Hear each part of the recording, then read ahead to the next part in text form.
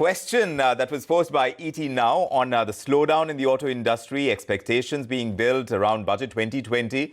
We actually asked a question to Rajiv Bajaj, the Managing Director at Bajaj Auto, and he is blaming the over-regulation by the current regime on the sector, as a result of which we are in the current scenario. This is what he believes. He spoke about issues that ail the sector. Listen in to that conversation that took place earlier this afternoon.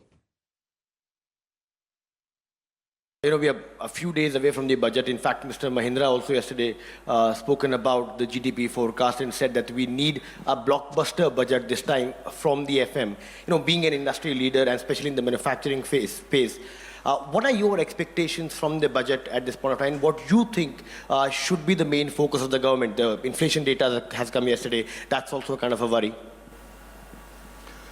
I don't know, maybe Mr. Mahindra is very focused on the budget because he sells his products only in this country. I am selling them in 70 countries. I cannot follow the budget of 70 countries. So I focus on my work. We make better products. We improve our marketing and distribution. And we compete all over the world. So we are budget agnostic. I don't think there is anything that the budget can do that will immediately solve the problem that the industry finds itself in terms of the slowdown or the lack of growth. Because in my view, the budget was never the problem in the first place. It is now about 1.5 years that sales or business has been headed down, and there are always multiple reasons for something like this. But in my view, the single most important reason, or the most inimical factor out there responsible for this state of affairs is over-regulation. It is over-regulation that is killing the industry. And what I mean by that is what started in September 2018 in terms of insurance costs. You know, several thousands of rupees of insurance cost was imposed on every customer that wanted to buy a typical two-wheeler. I don't know about the car industry, I'm talking only about motorcycles. And then in April last year, as you know, there was the safety norms, particularly of ABS, related to 150cc plus two-wheelers, which imposed additional cost or price of 8,000 to 10,000 rupees for the customer. So you can imagine if in a period of less than a year, on a typical 150cc motorcycle that costs about 70,000 rupees, if somebody has to pay another 15,000 rupees, that's huge.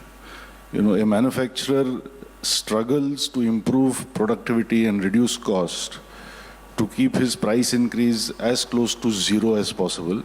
But inevitably, we have to pass on 2%, 3%, 4% per year. Instead of that, if it is 20% or 30%, that's going to have a huge impact on industry. And I say this is over-regulation because what purpose is served by making mandatory this additional insurance for everyone, as if people can't think for themselves? You know, this is one thing we sense today, that government has to think on our behalf. We can't make simple choices of everyday life ourselves. And similarly, in a country where you struggle in cities like Mumbai to drive at 20 kilometers an hour, and the state of the roads being what they are and so on and so forth, to impose ABS and 8,000-10,000 rupees on an average person who's buying a 150cc motorcycle, I mean, in my view, this is completely over the top. It would be very politically incorrect to say that BS6 is not the right thing to do, but frankly, I'm going to say it because in my view, getting rid of old vehicles through a suitable mechanism would have been much more effective than squeezing out the last little bit of emission from a BS4 vehicle. But instead of doing that, we are going to impose BS6 now from April and impose another 8,000-10,000 rupees. You've seen some of the two-wheelers, BS6 two-wheelers are already launched, and you have seen the price increase varies from about 7,000 rupees to 18,000 rupees. So let's say another 8,000-10,000 rupees if we are going to impose on consumers. That means in a 1.5 year period, prices of two-wheelers in this country, the common man's two-wheeler, I'm not talking of a 20 lakh rupee super premium motorcycle, will go up by 30%. Now, to me, this is the hard, tangible issue on the ground. अब ये ऊपर ऊपर से इन लोग ये सब FM, budget ये सब बातें करते रहेंगे, उससे कुछ होने वाला है नहीं, कोई प्रॉब्लम सॉल्व नहीं होने वाला.